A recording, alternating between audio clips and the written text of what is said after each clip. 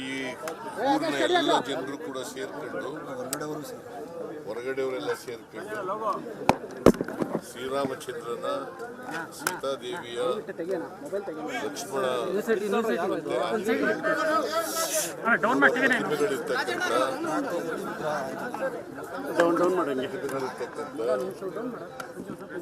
ಶ್ರೀರಾಮ ದೇವಸ್ಥಾನವನ್ನ ಇವತ್ತು ಇಲ್ಲಿ ಕಟ್ಟಿ ಅದನ್ನು ನಾನು ಉದ್ಘಾಟನೆ ಮಾಡಿದ್ದೇನೆ.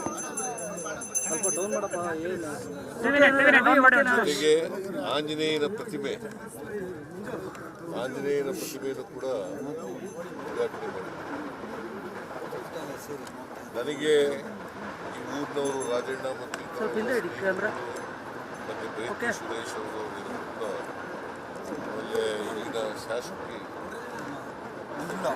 ಶ್ರೀಮತಿ ಮಂಜುಳಾ ಅರವಿಂದ್ ಲಿಂಬಾವಳಿ ಅವರೆಲ್ಲರೂ ಕೂಡ ಕರೆದಿದ್ದು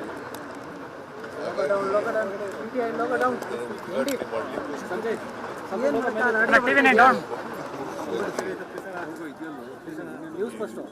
ಶ್ರೀರಾಮಚಂದ್ರನ ದೇವಸ್ಥಾನವನ್ನು ಉದ್ಘಾಟನೆ ಮಾಡಿದ್ದೇನೆ. ಇದನ್ನ ರಾಜಕಾರಣಕ್ಕೋಸ್ಕರ ಮಾಡಿರ್ತಕ್ಕಂಥದ್ದಲ್ಲ, ರಾಜಕಾರಣಕ್ಕೋಸ್ಕರ ಮಾಡಿದ್ದ ಈ ಊರಿನ ಜನರು ಕೂಡ ರಾಜಕಾರಣಕ್ಕೋಸ್ಕರ ಮಾಡಿಲ್ಲ. ಯಾಕೆಂತಂದ್ರೆ ಕರ್ನಾಟಕ ರಾಜ್ಯದಲ್ಲಿ ಬಹಳಷ್ಟು ಶ್ರೀರಾಮಚಂದ್ರನ ದೇವಸ್ಥಾನಗಳಿವೆ. ಈಗ ನಮ್ಮೂರಿನಲ್ಲಿ ನಾನೇ ಕಳಿಸಿದ್ದೀನಿ ಶ್ರೀರಾಮಚಂದ್ರ ದೇವಸ್ಥಾನ. ಸೊ ಅದರಿಂದ ಇದರಲ್ಲಿ ರಾಜಕೀಯ ಇಲ್ಲ, ರಾಜಕೀಯ ರಹಿತವಾಗಿ. ಈಗ ಬಹಳ ಜನ ನನಗೆ ಮಾಧ್ಯಮದವರು ಪ್ರಶ್ನೆ ಕೇಳ್ತಾರೆ, ನೀವು ಹೋಗ್ತೀರಾ ಇಲ್ಲಿಗೆ ಅಯೋಧ್ಯೆಗೆ ಅಂತ ಕೇಳ್ತಾರೆ. ಒಂದು, ನಾನು ಹೋಗ್ತೀನಿ, ಯಾವಾಗ ಶ್ರೀರಾಮಚಂದ್ರನ ನೋಡೋಕ್ಕೆ ಹೋಗ್ತೀನಿ. ಶ್ರೀರಾಮಚಂದ್ರನ ಮೂರ್ತಿ ಎಲ್ಲ ಕಡೆ ಒಂದೇ ಅಲ್ವಾ? ಇಲ್ಲಿ ಮೂರ್ತಿ ಪೂಜೆ ಮಾಡೋದು ಒಂದಿದೆ, ಅಯೋಧ್ಯೆನಲ್ಲಿ ಪೂಜೆ ಮಾಡೋದು ಒಂದಿದೆ, ಬೇರೆ ಕಡೆ ಪೂಜೆ ಮಾಡೋದು ಒಂದಿದೆ, ನಮ್ಮೂರಿನಲ್ಲಿ ಪೂಜೆ ಮಾಡೋದು ಬೇರೆ ಬೇರೆ ಇದ್ದಾರೆ. ಶ್ರೀರಾಮಚಂದ್ರ ರಾಮಾಯಣದಲ್ಲಿ ಒಬ್ಬರೇ ಶ್ರೀರಾಮಚಂದ್ರ, ಒಬ್ಬರೇ ಲಕ್ಷ್ಮಣ, ಒಬ್ಬರೇ ಸೀತಾದೇವಿ, ಒಬ್ಬರೇ ಆಂಜನೇಯ. ಗೊತ್ತಾಯ್ತಾ? ಇವೆಲ್ಲರನ್ನೂ ಮಾಡಬೇಕು. ಇವ್ರು ಏನು ಮಾಡ್ತಾ ಇದ್ದಾರೆ, ಅಯೋಧ್ಯೆಯಲ್ಲಿ ಶ್ರೀರಾಮನ ಮೂರ್ತಿ ಮಾಡ್ತೀವಿ ಅಂತಲ್ಲ. ಅದು ಅಲ್ಲ, ಶ್ರೀರಾಮ ಒಬ್ಬರೇ ಇರೋಕ್ಕೆ ಸಾಧ್ಯನೇ ಆಗೋದಿಲ್ಲ. ಸೀತಾದೇವಿ, ಲಕ್ಷ್ಮಣ, ಆಂಜನೇಯ ಇದ್ದಾಗ ಮಾತ್ರ ಅದು ಪರಿಪೂರ್ಣ ಆಗೋದು. ಇವರು ಶ್ರೀರಾಮಚಂದ್ರನೇ ಬೇರ್ಪಡಿಸ್ತಕ್ಕಂಥ ಕೆಲಸ ಮಾಡ್ತಾ ಇದ್ದಾರೆ. It's not correct.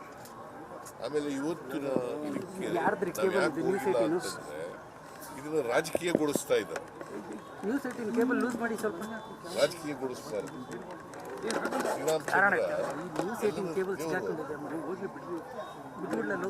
ಅದು ಬರೀ ಭಾರತೀಯ ಜನತಾ ಪಕ್ಷದ ದೇವರಲ್ಲ, ಹಿಂದೆಲ್ಲ ಹಿಂದೂಗಳ ದೇವರು.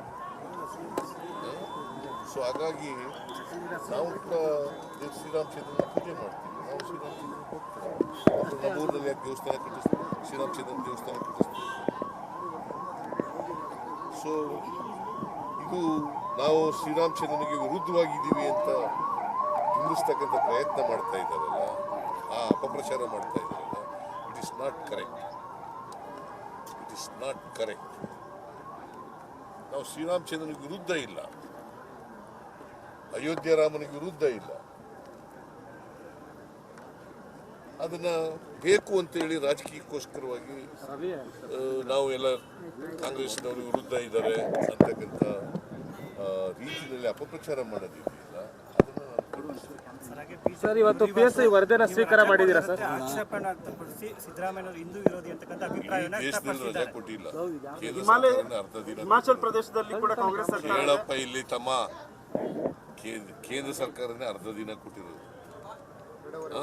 ದಿಲ್ಲಿನಲ್ಲಿ ಕೊಟ್ಟಿದ್ದಾರ, ಪಂಜಾಬ್ನಲ್ಲಿ ಕೊಟ್ಟಿದ್ದಾರ, ವೆಸ್ಟ್ ಬೆಂಗಾಲ್ನಲ್ಲಿ ಕೊಟ್ಟಿದ್ದಾರ,